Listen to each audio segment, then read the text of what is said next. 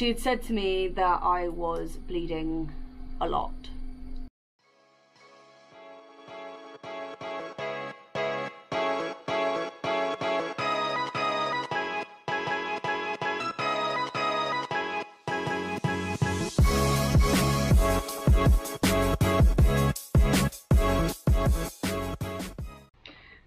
Hello friends, family and subscribers. I had a plan today to film a sit-down video with you about something that's quite serious to me that I feel like people need to learn more about. However, this little monkey won't nap, so I don't really want to be talking about something like what I was going to talk about in front of her particularly. So instead, I'm going to film a birth story. I'm going to do 2 separate videos for each kid, because obviously I've had 2 babies. First video that I'm going to film is going to be about Daisi May's labour and delivery. I think that's the more impactful story because it's the more complicated one, and I was only 19 and she was my first. Let's get into the video. So how I found out that I was pregnant was I was in, well, for starters, everyone kept telling me I was pregnant. So my parents kept telling me I was pregnant, my friends kept telling me I was pregnant, and it was a Saturday, and I had plans to go out that night, to go out drinking. Oh god, now the dog's coming over. Jesus. Filming with kids, brilliant.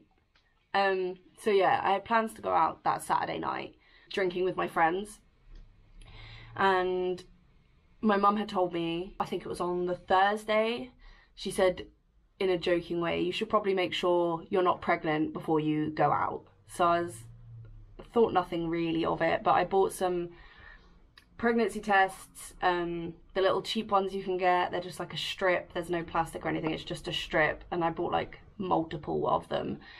I took them, hadn't told anyone I was going to do it. I hadn't even told anyone that I believed I was pregnant or thought I was pregnant. Shh.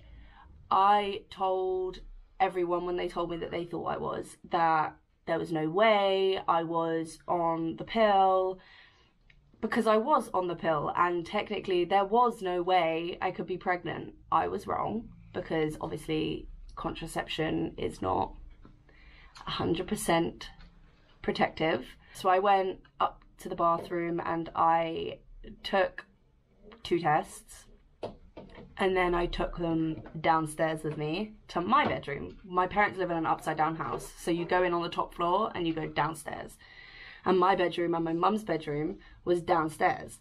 So I went downstairs and I went into my bedroom and I waited for them to turn whatever they were going to turn.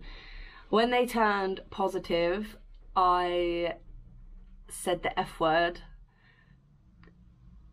lots and lots and lots and lots of times. I repeated it loads because I was just so panicky, because I was 18 when I fell pregnant, and I was in college doing travel and tourism, and I was close to finishing college.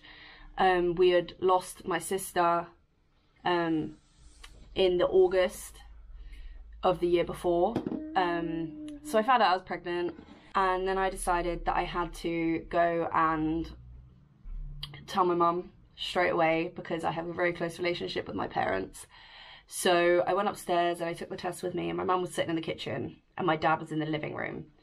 So I walked into the kitchen and I started crying, and I said, I'm really, really sorry.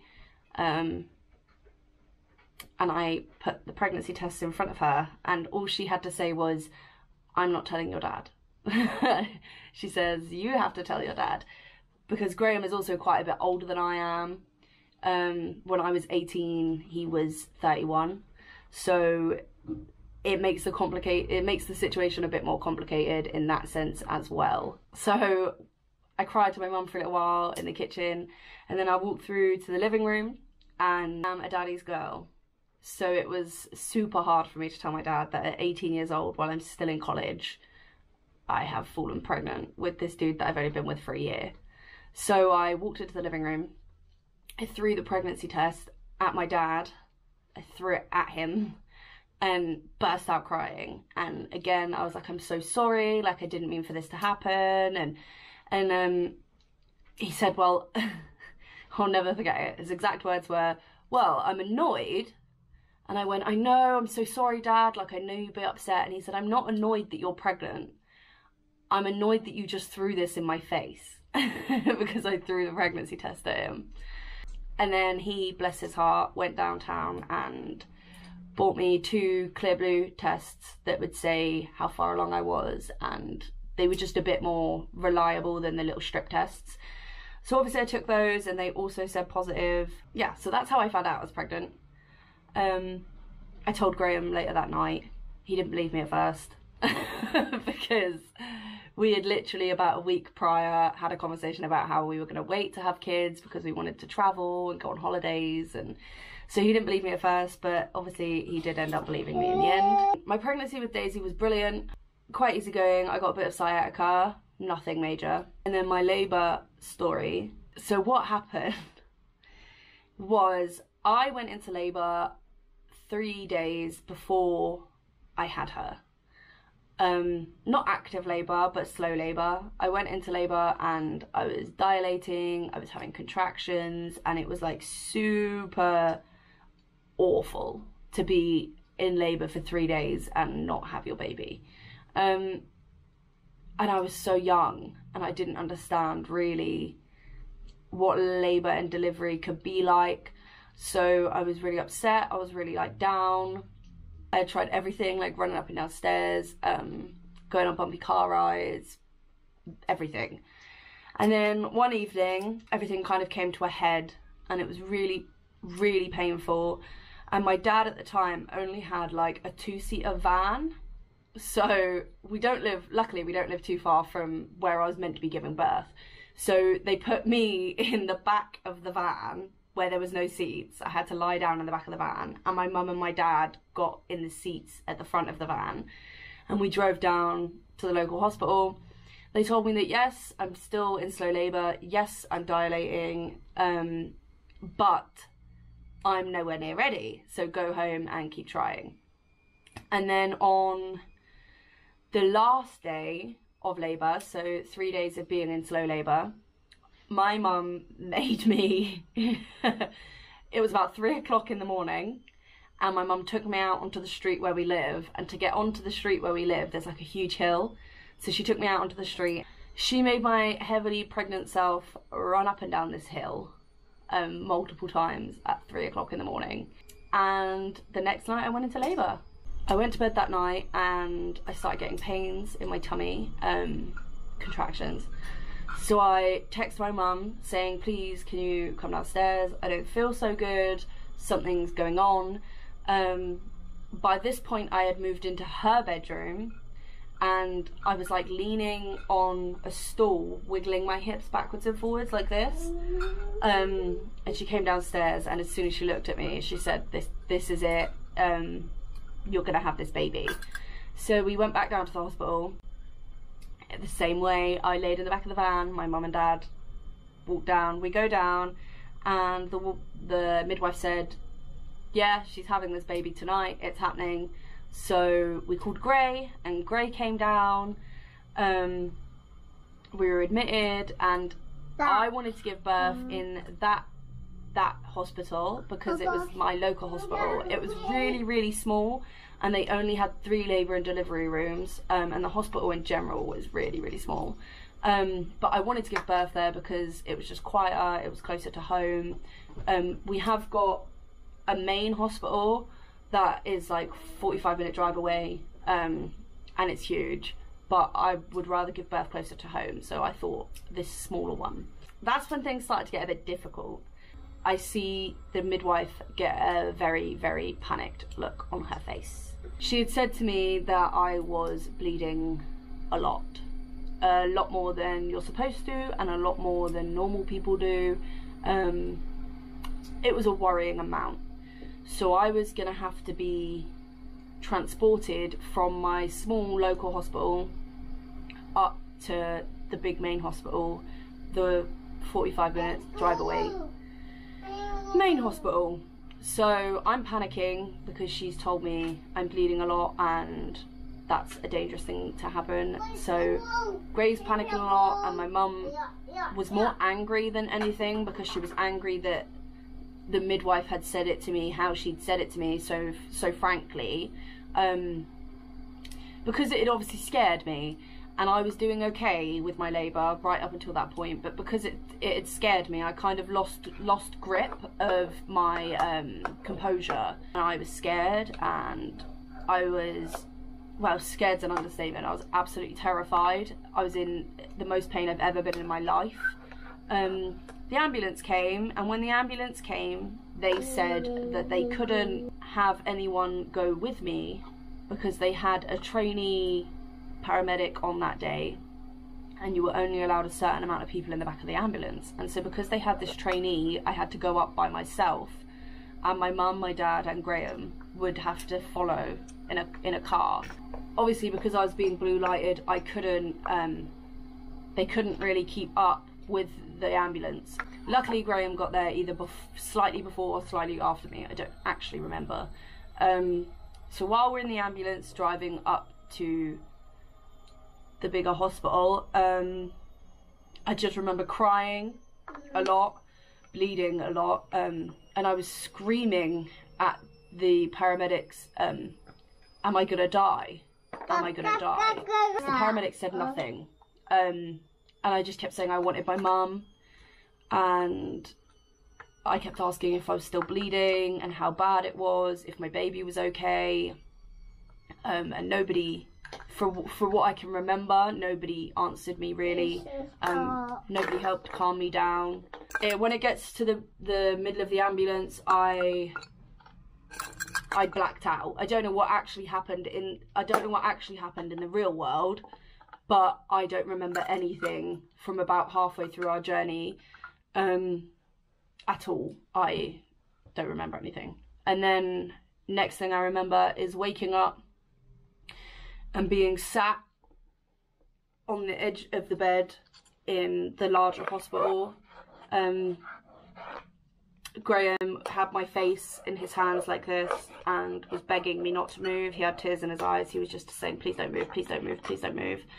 And I was getting an epidural. After the epidural, everything pretty much calmed down. When they popped my waters, it was pure blood.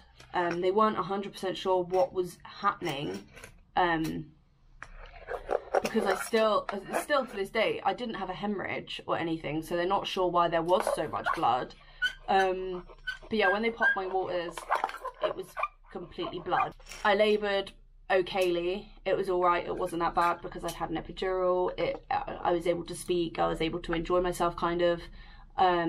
But then the epidural started to wear off just before I started to push. And I remember saying, this is where things are going to get a little bit gross.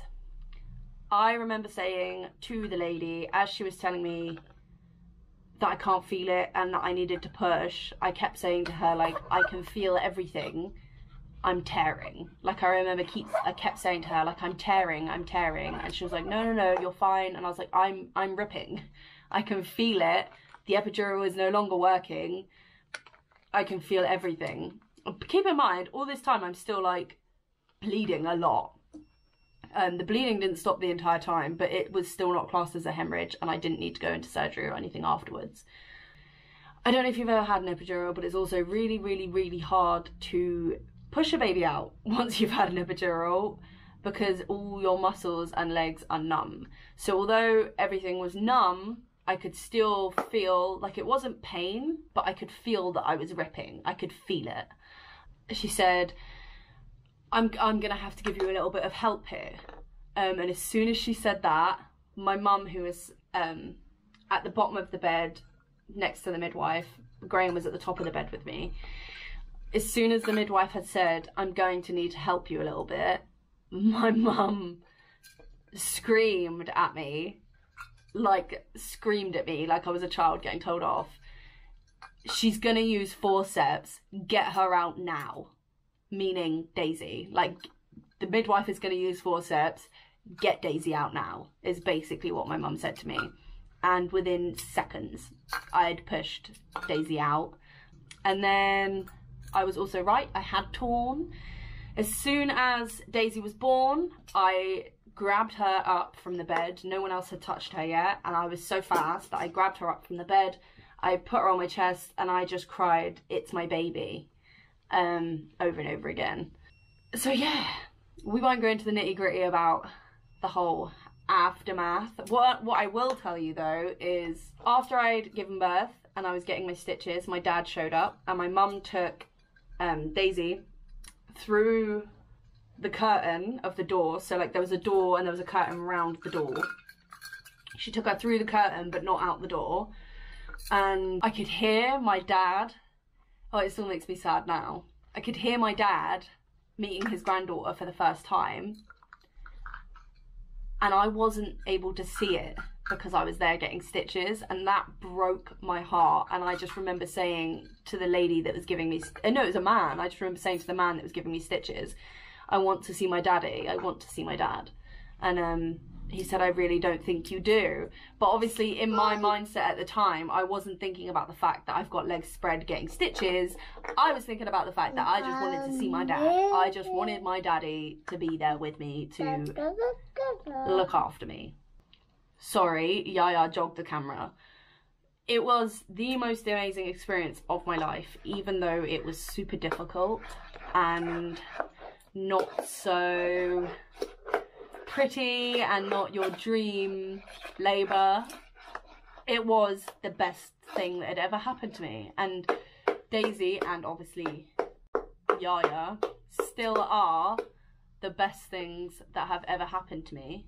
So if you have any questions or anything, let me know. So yeah, I hope you enjoyed this. Don't forget to like, comment and subscribe, and I will speak to you very soon.